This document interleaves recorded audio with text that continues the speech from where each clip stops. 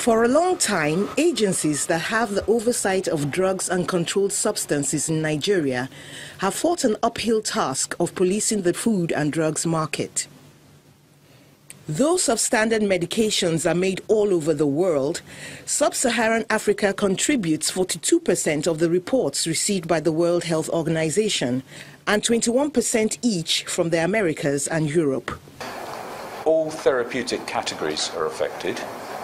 All price ranges, not just expensive medicines, but also very low-cost medicines. According to statistics from the National Center for Biotechnology Information, NCBI, between November 2008 and February 2009, 84 Nigerian children died from acute kidney failure brought on by the industrial solvent diethylene glycol in the teething syrup, popularly known as My Pikin, before it was taken off the shelves.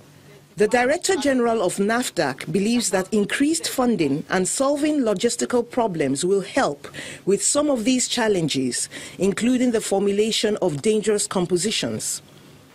She was speaking with zonal and state coordinators as well as heads of ports and borders.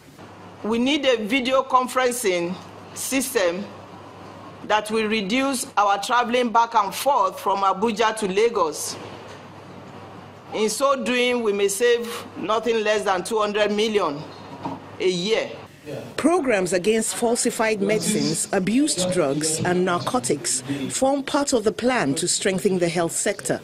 Thousands of pharmacists all over the country that we're going to use to do education on how not to abuse drugs and to do a lot of monitoring of substandard and falsified medicines, narcotics, and so on.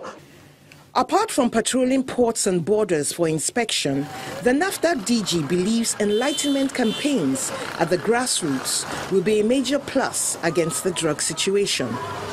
Mary Alale Yusuf, Channels Television News.